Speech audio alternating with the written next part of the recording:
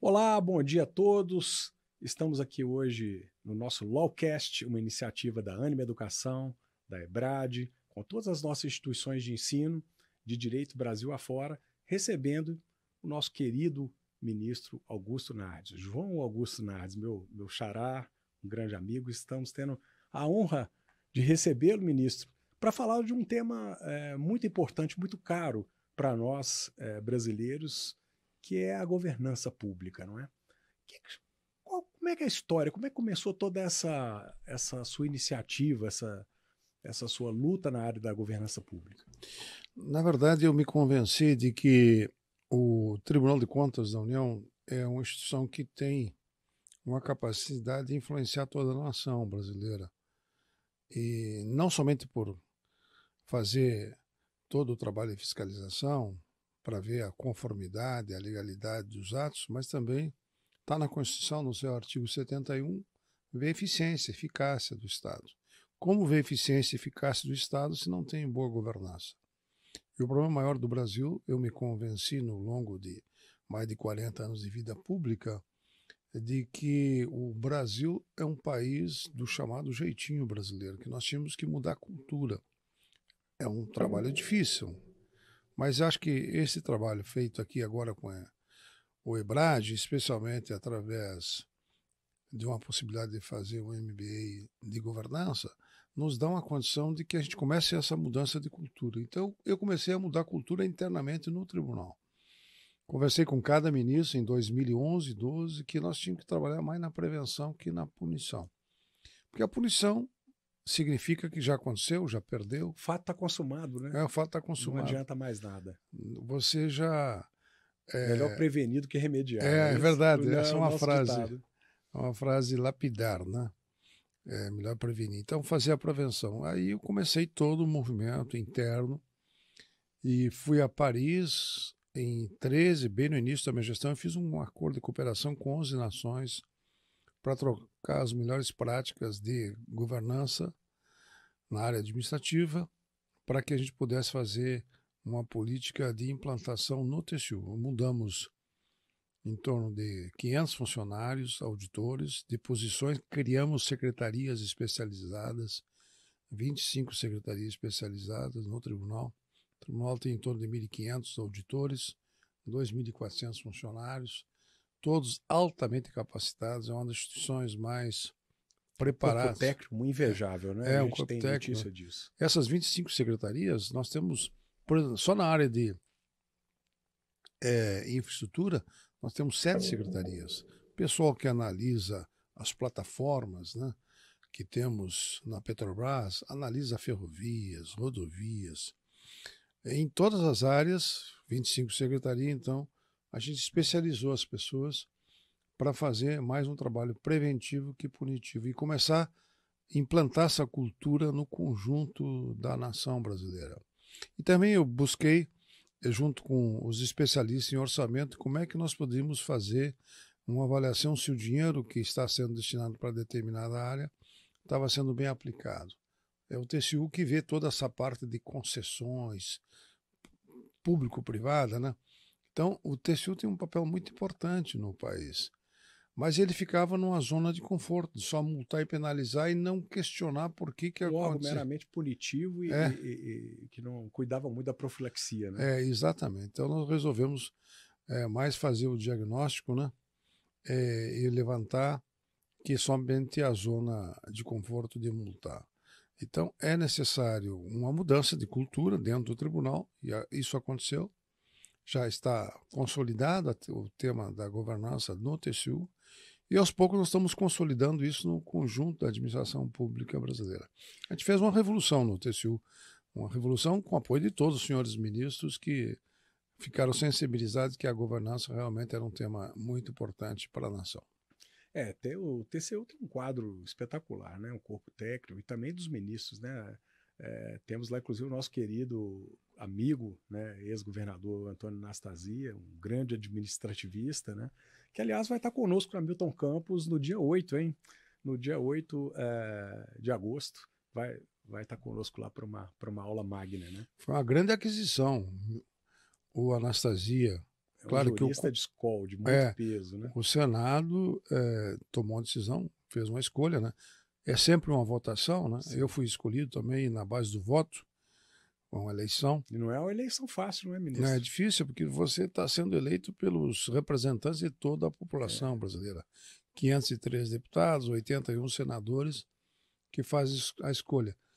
3 de cada casa são escolhidos, 3 da Câmara, 3 do Senado, formam 6. 2 vêm da carreira técnica, então a carreira técnica também é prestigiada, o Ministério Público escolhe um de uma lista tríplice que vai para o presidente da República, dos auditores também escolhe um, formam 8 e o presidente, diferente do Supremo, escolhe somente um dos 9, nós somos 9 ministros, 11 ministros são o Supremo. O Supremo são 11 ministros. Então, lá são todos indicados pelo presidente da República. Nós não, nós somos eleitos pelo Congresso Nacional. Eu acho que a formatação que os constituintes prepararam para o TCU foi muito inteligente, porque dá uma... É um espelho da representatividade, né? Da soberania popular, não é? É, da soberania popular. E com isso, se não fica muito tempo o mesmo time no governo, no caso do Supremo, fica direcionado. No caso do TCU, ele é bem polivalente, há uma pluralidade de representação de vários segmentos políticos e no momento que assume o cargo de ministro tem que romper com a parte política, então tem que renunciar à parte política, a gente tem que ser técnico. E eu sempre gostei dessa área técnica, então a minha decisão de ser ministro aconteceu com o chamado mensalão. Eu vi que nós lá no Congresso, eu era parlamentar, não tinha mais necessidade de você estar fiscalizando, porque estava uma boa parte praticamente já cooptada, né? Cooptada, né? Lamentável aquele episódio. Lamentável que aconteceu lá no mensalão em 2004. Daí eu resolvi ser candidato, né? Foi uma eleição difícil, eu disputei. Porque vicia, macula, né, a vontade popular, né? Porque os congressistas são escolhidos pela população, aí por força do artigo 2º, não é? Justamente para poder ter uma autonomia, uma independência e no modelo de Montesquieu, e representar a vontade popular nos seus diversos segmentos, né? É verdade. Se esse congressista, seja ele deputado ou senador, ele tem sua manifestação de vontade viciada, né, ou manietada, a democracia fica comprometida. Né, fica comprometida. Aí eu resolvi sair para o TCU, ganhei uma eleição difícil, eram 4 candidatos, representações de várias partes do Brasil, como agora o Anastasia também ganhou a eleição pelo seu trabalho. Você tem que ter credibilidade no Congresso, saber transitar, saber respeitar todas as posições políticas partidárias. As ideias podem brigar, né, né, ministro? As pessoas não, né? As pessoas não. As pessoas deveriam se respeitar mais, né? E ter conhecimento. A divergência faz parte da nossa vida, não é? Do crescimento, né? Eu brinco sempre o seguinte: puxa vida, né? A ciência, a evolução humana, ela sempre veio baseada na dialética, na dicotomia, né? No debate, né? Edison ou Tesla? Newton ou Einstein? Divergiram, mas divergiram de forma respeitosa, e as objeções que um fez ao outro só serviu para evoluir o pensamento, não é? Então, verdade. Eu acho que... E o TCU, então, ele é formado por 9 ministros, tem esse corpo técnico e tem uma missão muito importante, que é todos os anos dar um parecer se aprovam ou não as contas da República. Mas com esse trabalho que a gente implantou de utilizar a governança como indicador, isso está transformando o conjunto da administração pública brasileira. Nós hoje temos 381 instituições e indicadores. Ou seja, toda a estrutura do Estado a gente avalia hoje.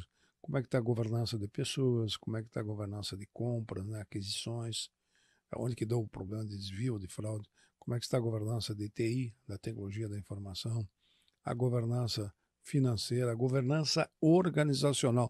Se nós não fortalecer as instituições, nós não mudamos o país. Nós temos que fazer com que as instituições funcionem de forma eficiente, eficaz.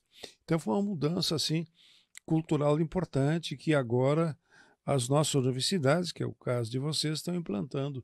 Isso nos dá uma condição de poder espalhar a tese, ou seja, difundir a tese para o conjunto do Brasil. A Ânima e a EBRAD têm esse compromisso, né, público enfim, transformar o país pela educação, levar um ensino jurídico de alta qualidade, não é? E demonstrar para a população a importância das instituições, né? Como o senhor mesmo está bem ressaltando, muitas vezes a importância da instituição ela fica um pouco esquecida, né? O TCU só veio a ter essa, vamos dizer assim, essa importância reconhecida pela população ao ocasião do impeachment, me parece, não é? Porque ali sim, não é? Por uma decisão unânime tomada pelo tribunal, se chegou a uma punição de uma transgressão de uma regra pública que é a chamada regra de ouro, não é? O senhor teve à frente um protagonismo muito grande nesse episódio, não é? É verdade, eu fui presidente em 2013 e 2014, eu era vice-presidente em 2011. Em 2012, o ministro Jorge, lá do estado de Pernambuco, alertou já que havia uma criatividade nas contas da República. Em 2013, eu avisei a presidente que não tinha sido contabilizado 1,2 trilhões da Previdência, né, de todos os brasileiros. Então nós vimos alertando, nós alertamos praticamente 3 anos, 4 anos, o que poderia acontecer. E aí em 2014 eu saio da presidência, em 2015 eu vou ser relator da matéria. Aí nós já tínhamos conhecimento, todo o tribunal tinha conhecimento, todo o corpo técnico, né? Estávamos muito preocupados com a criatividade, com uma certa maquiagem nas contas da República. Aí foi uma decisão unânime, não foi uma decisão do ministro Augusto Nardes. Não foi uma decisão política, não é? Não foi uma decisão política, foram 40 auditores que deram seus pareceres. E os auditores nossos são totalmente independentes em questão política partidária. Então não foi um voto somente do ministro, né? É um voto do ministro Augusto Nardes. Eu fui um relator, foi a primeira vez que o tribunal tomou essa decisão, foi um voto técnico, baseado em conhecimento técnico, o Ministério Público participou ativamente. Então foi uma decisão muito importante para a gente mostrar que a administração pública tem que ter transparência, tem que ter, acima de tudo, condições de dar credibilidade. E aí que vem o tema da governança. Por que vem o tema da governança? Porque a gente não pode deixar isso acontecer outras vezes no Brasil. Nós temos que responsabilizar quem tomou uma atitude errada e criar ferramentas de governança para evitar que isso volte a acontecer. Previnam, né? Previnam essa situação. Aí começou todo o projeto da governança. Claro, em 2011, 2012, eu já tinha a tese da governança como tema central da minha gestão em 13 e 14. Mas o que realmente fez com que acelerasse o processo da governança no Brasil foi exatamente esses procedimentos que temos que ter, acima de tudo, a transparência como tema central. E que é uma função, a função primeira do tribunal de ver as contas da República, como também os tribunais de contas dos estados começaram a mudar. Então começa uma mudança na cultura no Brasil. A gente não... E as pessoas não se dão conta, não é, ministro, que o quão isso é importante para a própria nação, porque, afinal de contas, toda a consequência de um desmando, de uma má gestão ou de uma contabilidade irregular, não é, e não confiável, ela importa numa insegurança jurídica, numa alta carga tributária, porque tanto a corrupção quanto a má gestão, elas custam, né? O senhor falou muito bem aí da questão do princípio da eficiência, né? Também está lá no artigo 37. Né? Muita gente fala o princípio da legalidade, da moralidade, mas o da eficiência muitas vezes é deixado de lado, não é? E nós ficamos muito mais vendo a conformidade, a legalidade, e não a eficiência e eficácia.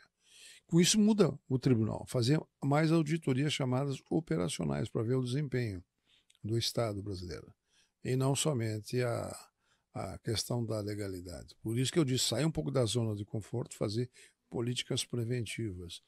Isso muda a realidade e o tribunal hoje está exercendo uma liderança em nível mundial. Já o Tribunal de Contas da União avançou muito, porque nós somos especialistas hoje em auditorias para ver o desempenho, as chamadas auditorias operacionais. Como eu disse, tem 3 tipos de auditoria: financeira, auditoria de conformidade e auditoria operacional, ver a eficiência, a eficácia, o desempenho. Com isso muda o tribunal e nós passamos a exercer uma liderança em nível internacional muito forte no sistema mundial do controle. Prova disso que nós vamos assumir a presidência através do ministro Bruno Dantas, esse ano em novembro, no Rio de Janeiro, do Sistema Mundial do Controle, que a sede fica na Áustria, a INTOSAI, a organização de todos os tribunais, de todo o controle do planeta. Esse protagonismo do Brasil vai ser muito importante, inclusive porque eu acho que é uma oportunidade até para quebrar mitos, não é? Tem, por exemplo, na área ambiental, existem uma série de imputações que fazem ao Brasil que são, na verdade, exageradas, não é? Uma certa forma de impor ao país, né, uma série de barreiras, né, ambientais. E eu sei que o tribunal tem atuado muito, não só nessa área ambiental, mas, enfim, também na área educacional, na área da saúde, enfim. E essa questão do princípio da eficiência está no centro disso tudo, não é? É verdade. Essa mudança do TCU vai ter uma consequência de mudança no conjunto do Estado brasileiro, tanto nos municípios, Estado e União. Porque quando você vê mais a parte da operacional, a gente criou auditorias coordenadas. Foi eu que propus a primeira auditoria coordenada na região da Amazônia para ver o desenvolvimento sustentável. Eu fui no Rio +20, no desenvolvimento sustentável, Rio +20, e aí vi que o Brasil tinha uma política, especialmente o Itamaraty, de defesa do desenvolvimento sustentável. Daí vamos ver como é que funciona isso. Eu propus uma auditoria em 2012, 2013. Nós fizemos a primeira auditoria e criamos indicadores de desenvolvimento sustentável. A partir desses indicadores, nós fizemos então uma auditoria coordenada com os 9 estados da Amazônia, depois fizemos em todo o Brasil, depois em toda a América Latina e agora, recentemente, em 2021, já temos uma auditoria em conjunto com alguns países europeus, Espanha e Portugal, e já estamos estruturando para fazer auditorias para ver o desenvolvimento sustentável também na África, já que nós temos parceria com os países de língua portuguesa. E agora nós temos a possibilidade de fazer, no final desse ano, uma auditoria mundial de climate change, da mudança do clima. Nós estamos preparados para isso, porque já temos know-how, já temos conhecimento. Recentemente, o nosso vice-presidente, que vai presidir o tribunal em julho, ele foi fazer um convite para as Nações Unidas para vir na abertura do nosso congresso aqui no Rio de Janeiro, no nosso país. Portanto, estamos trabalhando para assumir uma liderança mundial na área do controle e de desenvolvimento sustentável, especialmente em relação ao clima, porque o Brasil tem uma estrutura fantástica. Eu morei no Japão, morei na Europa. Teve na Suíça também. Morei na Suíça. E aí a gente vê o potencial que nós temos, especialmente nessa área de biodiversidade, desenvolvimento sustentável. Então, a gente começou um trabalho todo para recuperar essa imagem e a credibilidade. E a credibilidade. O dado é imprescindível, porque não adianta ficar rebatendo com retórica, com argumento, com narrativas. É importante ter o dado, não é? É importante ter, vamos dizer assim, um amparo técnico, não é? Para rebater eventuais imputações e para demonstrar que outros países que nos criticam muitas vezes têm indicadores piores que os nossos, não é? Com certeza. O Brasil, 66% do seu território está preservado com floresta. Qual é a nação que tem isso? A gente pode avaliar os americanos, eles praticamente... A área de mata ciliar, né? A gente que gosta muito da Europa, passeia lá de vez em quando, mas as plantações, os vinhedos estão por todo lado, na beira dos rios, né? Aqui a gente tem inclusive as faixas, né? Nós temos reserva legal aqui. O nosso código florestal é muito forte, é muito duro até. E agora está surgindo um novo mercado aí, que é a questão de carbono, né? Crédito de carbono. Começou a lançar recentemente, o Ministério do Meio Ambiente fez uma grande divulgação disso, um grande evento no Rio, trazendo todas as autoridades para discutir esse tema. É um tema importantíssimo para o futuro do país. Já está se transformando em criptomoeda, então tá. Isso é importantíssimo, porque até então me parece que o mercado de carbono não vinha remunerando adequadamente os créditos que o Brasil conquistou, não é?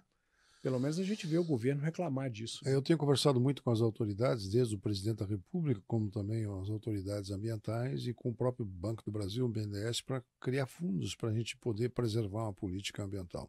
Eu mesmo comecei na minha propriedade a recuperar nascentes e plantar árvores, ser produtor de alimentos, mas ser produtor de água também, porque sem água não tem alimento. É verdade. Ou seja, a carne que a gente come vem da água, né? que é a um bem gente essencial, né, para a vida. E o alimento vem de todas as plantações que nós temos. Então, o Brasil tem um potencial imenso para ser o líder mundial de desenvolvimento sustentável. Esse é o nosso sonho. E o nosso agronegócio hoje já é um modelo, não é? Para o mundo inteiro. Né? Então, o que a gente está... Produtividade, sustentabilidade, não é?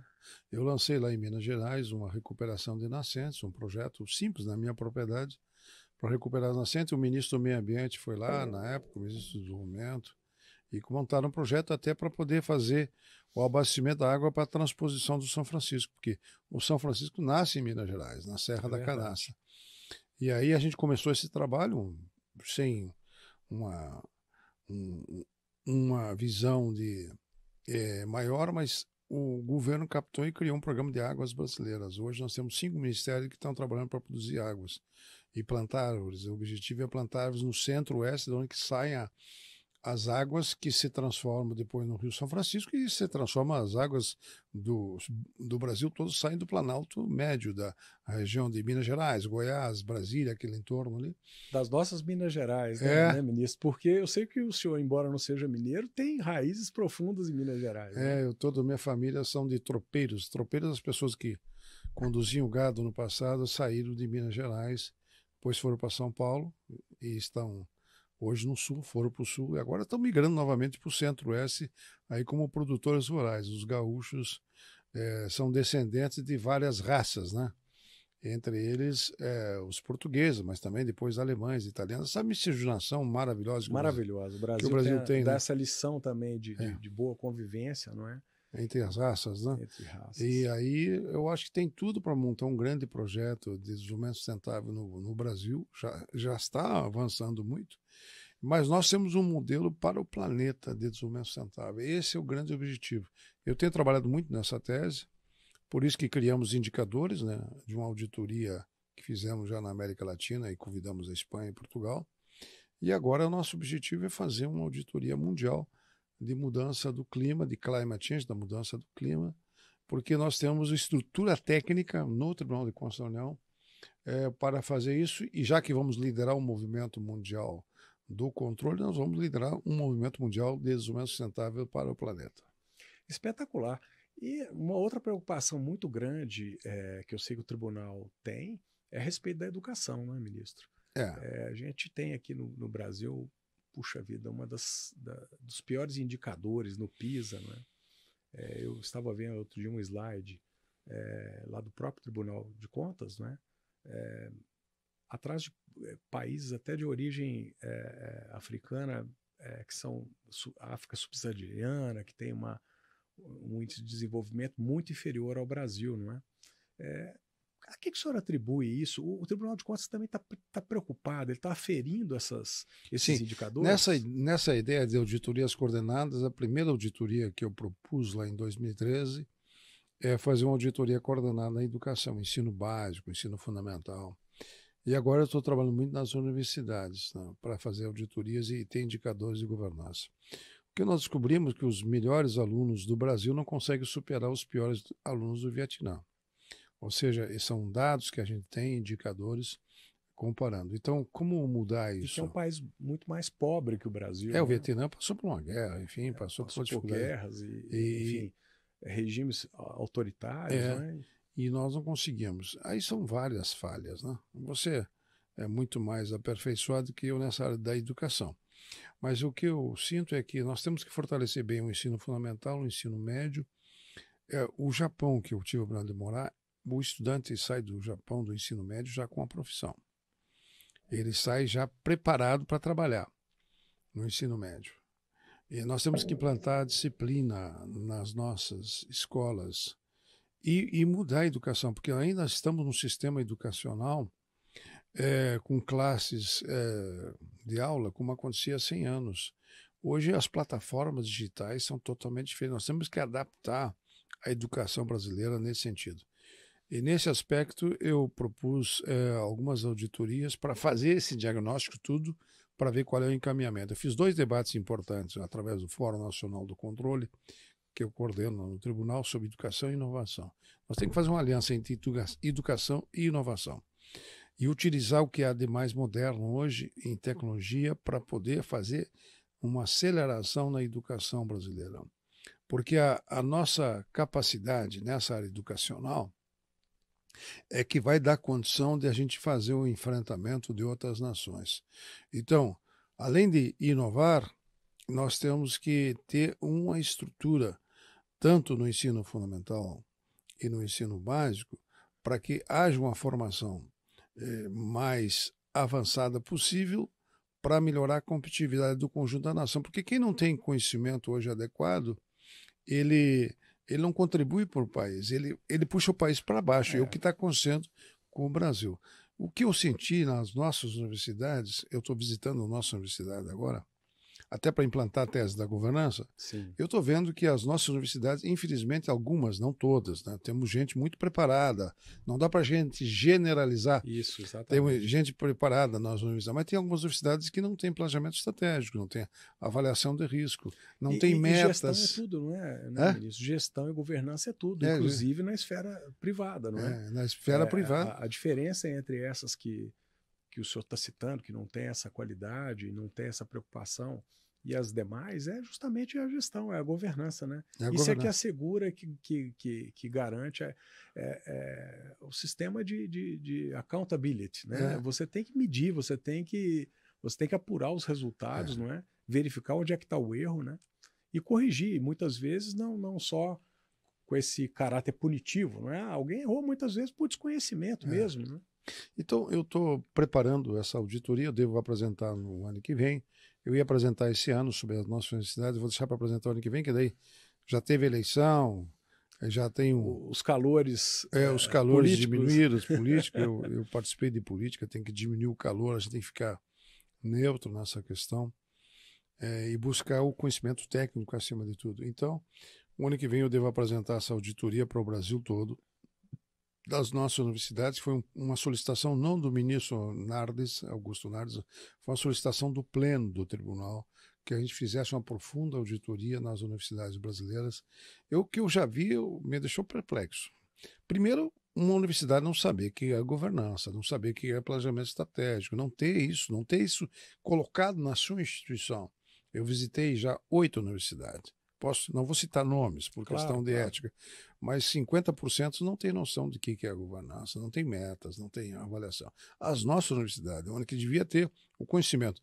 Esse fechamento das universidades... O farol da sociedade. O fechamento dessa história da universidade ser totalmente independente, com autonomia, praticamente eles não prestam conta para ninguém.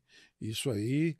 O senhor está falando mais genericamente da universidade pública? Da pública. Da né? pública, que é o nosso trabalho de investigar, não? Esse dado que o senhor colocou, ele é muito interessante e preocupante, né? Porque, enfim, o doutor Osíris, que é o nosso grande mestre, né, presidente do nosso conselho estratégico aqui da Ânima, né, sempre fala muito da importância da educação como mola propulsora, né, do crescimento da nação, né? E ele cita muito o caso da Coreia, que há 20 anos atrás estava numa posição anterior à do Brasil, né? Ou seja, estava atrás do Brasil em vários indicadores. E se dedicou nesses últimos 20, 25 anos à educação, e essa realidade mudou bruscamente, não é? A própria China, não é, fez uma revolução na área educacional, embora seja um regime um pouco mais arbitrário, onde é mais fácil se implantar, né? Mas preocupação com medição, com métricas, com objetivos, né? Eu tenho hoje os indicadores de todas as universidades públicas brasileiras. E tenho também de todos os ministérios os indicadores de governança, de toda a nação. Foi resultado desse trabalho da governança que comecei a implantar na minha gestão em 2013 e 2014. Hoje a gente sabe onde que está o problema em todas as instituições públicas. Agora o que a gente está fazendo, chamando os ministros, começamos lá com o governo Michel Temer, agora com o governo Bolsonaro, a gente faz um debate entre as partes que são responsáveis de cada ministério, com as estatais, e ver onde que eles estão cometendo equívocos, erros, para a gente mostrar onde que eles podem aperfeiçoar. Isso nunca tinha sido feito antes, ou seja, a gente mostrar para o gestor que ele pode melhorar. Por isso que vem o trabalho preventivo, né? e não somente punitivo. Preventivo é a primeira parte para evitar o desvio, a fraude e tal. E o que eu estou vendo é que, infelizmente, nos números e nos indicadores, as nossas universidades não estão numa posição de ponta. Estão numa posição de intermediário para baixo dos indicadores de quase 400 instituições. Isso é uma pena, porque os recursos públicos são escassos, né? A gente já tem uma carga tributária muito elevada, ou seja, há pouco espaço para elevar o nível de então, eu estou impostos, visitando as universidades, mostrando, dialogando com eles, me colocando à disposição para ajudar, porque o meu objetivo não é penalizar e essa posição ela é muito interessante, porque é não antagonizar, né? Fazer uma parceria para melhorar esses indicadores. Né? Eu até estou pensando esse ano ainda chamar todas as universidades e fazer um grande debate com eles sobre o tema da governança, avaliação de risco, do monitoramento, dos temas centrais da governança, que é avaliar, monitorar, enfim. É um tema que eu consegui convencer o Tribunal de Contas da União, convenci o Michel Temer lá atrás. Eu conversei de fazer esse levantamento no governo da Dilma Rousseff. Aí conversei muito com o Aloysio Mercadante, que era o chefe da Casa Civil na época. Conseguimos. E que foi ministro da Educação? Não? Que foi ministro. Ele me apoiou nesse trabalho. Claro que o resultado está aparecendo agora, né? Porque é um trabalho lento, você levantar indicadores da nação como um todo. Isso também é muito importante, né? É uma política de Estado, né? Não é uma não é política, de governo. Né? Não é política contra um partido ou outro partido. A gente quer, seja centro, esquerda, direita, quem tiver no poder... A alternância ela é sempre sadia e salutar. Quem estiver no comando do país, que aplique regras de governança. Então, eu me disponho, e não somente eu, claro que eu liderei esse movimento, mas os auditores do TCU não têm cortes partidárias, eles estão lá à disposição de todos os partidos, de todas as correntes políticas partidárias para se colocar à disposição. Afinal, nós somos um órgão independente, mas que auxiliamos o Congresso Nacional, que auxiliamos a administração pública brasileira para o seu aperfeiçoamento. Então, é um projeto de nação que nós estamos montando, um projeto de Estado, para a gente buscar eficiência e eficácia no conjunto do país. Não, perfeito. E na área da saúde, como é que a gente pode avançar? O tribunal e, enfim, as autoridades, né, ligadas à governança pública e a própria rede, depois eu queria que o senhor falasse um pouquinho da rede, não é? As autoridades, enfim, os grandes pensadores da área de governança pública estão preocupados também com essa área da saúde? Sim, nós estamos. Eu fui relator há 2 anos atrás, atualmente é o ministro Benjamin Zimmer, e a gente vai rotando lá, faz um rodízio, né, entre os ministros. Né? Eu fui relator da saúde antes de acontecer o fato que ocorreu da pandemia.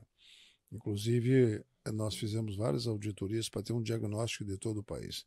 O que eu senti lá atrás é que o Ministério da Saúde não tinha uma boa governança. Então, nós criamos esses indicadores para melhorar a governança. E a crise se deu no Brasil, especialmente na área da saúde, por causa da sua disseminação na estrutura do Estado.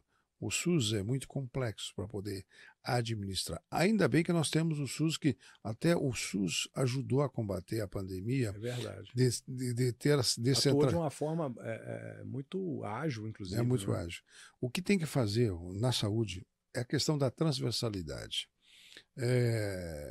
Fazer com que o serviço da saúde tenha um bom atendimento na ponta, ou seja, nas principais cidades, nas principais estruturas, mas também lá na ponta, no município, no estado, que a estrutura não é similar.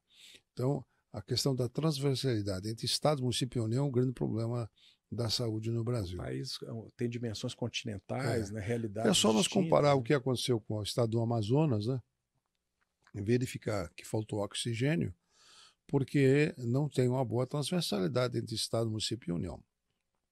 É claro que houve uma guerra aí de informações e uma guerra de poder também na questão da pandemia entre Estado, município e União. O Supremo tomou uma série de decisões, o presidente ficou, de certa forma, engessado, né? Aí ele passou dinheiro, passou muito dinheiro. 150... E esses recursos foram mesmo? Foram. E nós estamos, inclusive, fiscalizando. São 150 bilhões para os estados e municípios. Muitos municípios resolveram os seus problemas financeiros, não colocando todo o dinheiro na saúde. Isso é um trabalho que os tribunais de contas dos E os estados tribunais de contas estão rastreando esse dinheiro. estão rastreando. Porque tem muita rastreando. gente alertando que isso vai ser outra fonte de corrupção. Né? E já houve, inclusive, de certa forma, já temos alguns indícios nesse sentido, especialmente nos estados, municípios, também na União em menor escala, porque o dinheiro foi para os estados e para os municípios, mas salvou muito o prefeito, salvou muito o governador que tinha uma situação financeira difícil. Mas não houve uma boa sincronização e não teve uma boa transversalidade. Então nós temos que aperfeiçoar, temos que ter uma política de governança especificamente para a saúde e descentralizar isso e fazer com que esses mecanismos da saúde trabalhem de forma mais conjunta, que haja um bom treinamento. Aí a governança de pessoas é muito importante. A governança de TI também é muito importante. Aí começa a surgir os indicadores de governança. Por que não funciona? Porque não tem uma boa TI lá na ponta. Sistemas, né? E os sistemas não funcionam de forma adequada. Não se comunicam. Não se comunica, não tem comunicação. Então, tudo isso mostra que falta ainda uma governança na estrutura da saúde, tanto nos estados, municípios e não. E essa base de dados da saúde, ela é, vamos dizer assim, unificada ou essa base de dados ela fica, vamos dizer assim, fragmentada entre os entes? Não, ela tem algumas partes que estão unificadas e outras não, porque depende da estrutura de cada município. Se não tem uma boa governança no município, não tem uma boa governança no estado, alguns estados estão mais organizados, outros menos organizados. Por isso que nós temos que implantar a governança na União, nos estados e municípios. Por isso que eu estou trabalhando agora, que nós fizemos uma cartilha de governança para os prefeitos, para os governadores. Os governadores têm que implantar a governança, porque senão não fica a estrutura sincronizada. Então, o grande problema do Brasil, por ser um ente federativo, concentrado muito poder em Brasília, é essa transversalidade. Aí que eu considero muito importante a criação de um centro de governo no país. Eu estou trabalhando muito nessa questão do centro de governo. E o que seria o centro de governo? O centro de governo é onde que a gente estabelece os pilares da nação, definindo verbos, direcionando os recursos para poder priorizar os pilares da nação, e a saúde é um dos pilares da nação, a educação é outro pilar. Isso. Enquanto nós não tivermos um centro de governo, a improvisação vai sendo feita na base da pressão política de A, B ou C. Aí nós não temos projeto de Estado, seja na saúde ou na educação. O que eu estou tentando fazer no país, não sozinho, aí entra a Rede Governança Brasil também, começamos a criar voluntários que nos ajudem a montar esse projeto. Nós temos hoje mais de 400, quase 500 voluntários, com 28 comitês, para discutir temas centrais e buscar os especialistas em cada área.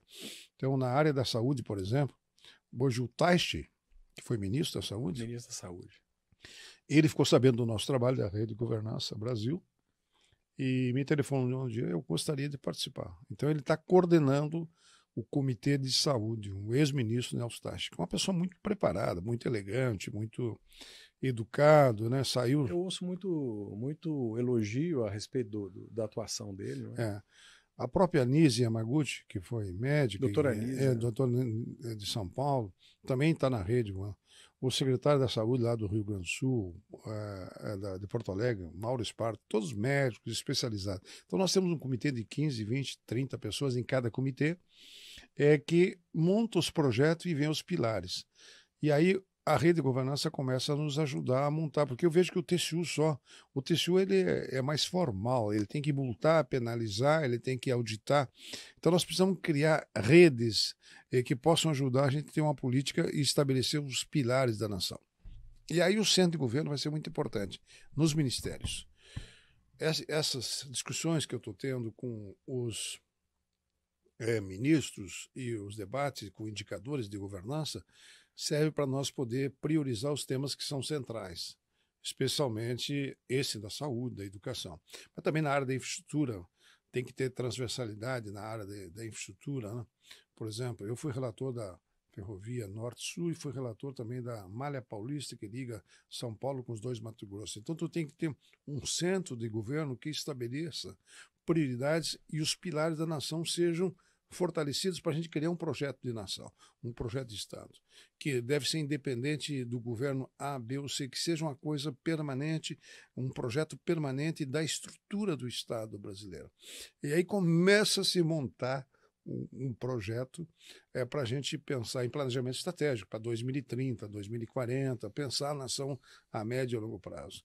Então, é esse trabalho que a gente está fazendo. Eu estava falando do Dr. Osíris, né? E ele foi puxa vida, um dos sábios, né? A China reuniu, acho que em 89, né? 6 maiores sábios do mundo. E ele foi um dos convidados e ali fizeram um planejamento de 50 anos, né?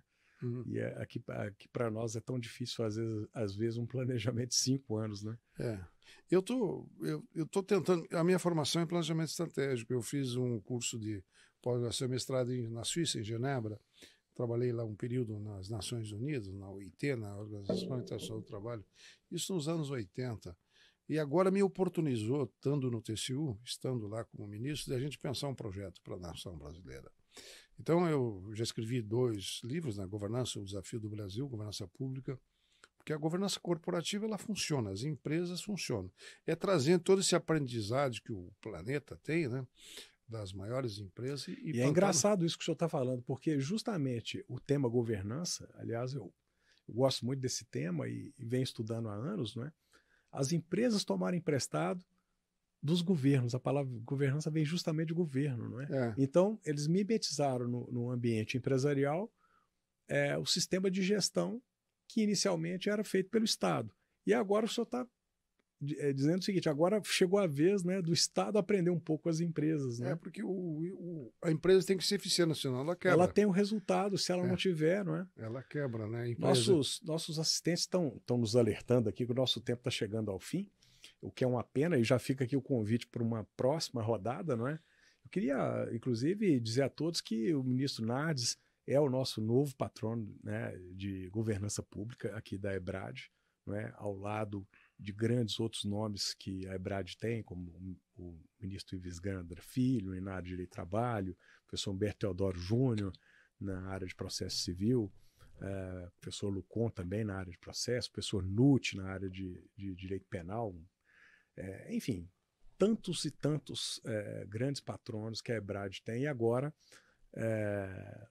o senhor também aqui, estrelando, né, na área de governança pública, vai nos brindar ainda com muitos outros debates e muitas outras entrevistas dessa natureza. Não é? Mas, assim, para fechar, porque a gente tem muito pouco tempo hoje, mas já fica o convite para a próxima, eu queria que o senhor desse uma pincelada a respeito dessa questão da rede de dados, né, do sistema de internet, da LGPD, isso que está... Hoje em dia está fervilhando, não é, esse tema, está muito palpitante. Né? É verdade. É um tema muito atual. Eu, inclusive, sou relator. Devo relatar nos próximos dias, né, esse projeto para regulamentar em toda a administração brasileira. Eu estou fazendo uma auditoria, um levantamento de como é que está a questão da LGPD, da Lei de Proteção de Dados, no Brasil. E, infelizmente, as notícias não são boas, mas o Brasil está buscando uma boa experiência, uma cooperação com a comunidade europeia, já tem uma lei, só que agora começa a funcionar a lei. Quem passar informação sem autorização de um cidadão, ele poderá ser penalizado. A questão da confidencialidade, da intimidade. Né? Então, é um bom tema, inclusive, para se discutir nas universidades, porque é importante você ter respeito às informações que pertencem a milhões de brasileiros, ou no planeta, né? Enfim, é um tema muito importante. Governança de dados, governança de TI é muito importante. Então, eu estou regulamentando, deve ser votado agora, nos próximos dias, esse processo no TCU, dessa auditoria operacional que vai orientar como implantar essa lei que já existe de proteção de dados no país.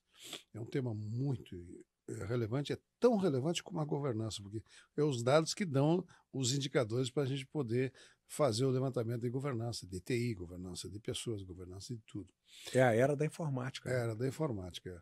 Então, o que eu posso afirmar é de que se nós não montar uma boa estrutura na governança, de toda a estrutura do país, nós não temos condições de melhorar nossa competitividade para entrar na OCDE.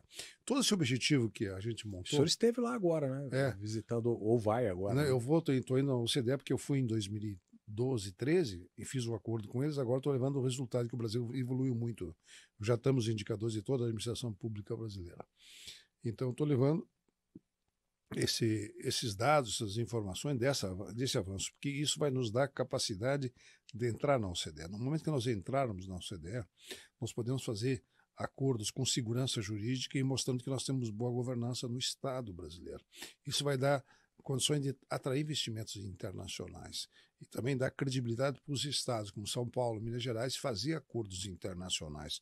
Todos os estados poderão, vai depender da implantação da governança, como também vai dar condições dos municípios fazer acordos. Porque esse aspecto que o senhor está colocando, ele é muito relevante, da segurança jurídica, não é? Porque o custo Brasil, ele é muito agravado justamente pela insegurança jurídica, não é? E, infelizmente, muitas vezes o Poder Judiciário ou o próprio Ministério Público não se dão conta que algumas intromissões também, não é, indevidas, né, usurpação de poder e etc. e tal, acabam gerando insegurança jurídica, não é? É verdade. Então, nós queremos passar essa segurança jurídica. E a governança como um todo é fundamental para a nação ter confiança nas suas negociações. Passar confiança, passar credibilidade. Eu acho que nós temos grandes condições de implantar isso rapidamente. Claro que não é fácil de mudar a cultura, de acabar com a improvisação do chamado jeitinho brasileiro. Nós temos que ter as ferramentas adequadas. E essas ferramentas a gente trouxe nesse livro, Governança pelo Desafio do Brasil, e da Governança Esperança, e agora estamos aqui dando apoio e sendo patrono desse curso de governança que vocês inauguram para o Brasil todo, que vai certamente ser uma diferença no mundo acadêmico. É uma honra para nós, ministro, recebê-lo aqui, né, e tê-lo agora como nosso patrono, né, em governança pública aqui da EBRAD, da Escola Brasileira de Direito. Né? O nosso Lawcast agradece muito a sua presença, né, não só em nome da EBRAD, temos também a parceria muito exitosa com o Portal UAI, dos Diários Associados. Então hoje esse episódio vai não só aqui para os nossos estudantes, mas também para todo o Brasil. E hoje foi só vamos dizer assim, uma pequena conversa, uma breve conversa, mas já fica aqui o convite para retornar. Seus ensinamentos são muito importantes, sua experiência larga na área de governança idêntica. E foi um prazer muito grande, viu? Queria te agradecer muito. Eu que agradeço. Um grande abraço a todos. Tá ótimo. Tchau, pessoal. Boa tarde. Até a próxima.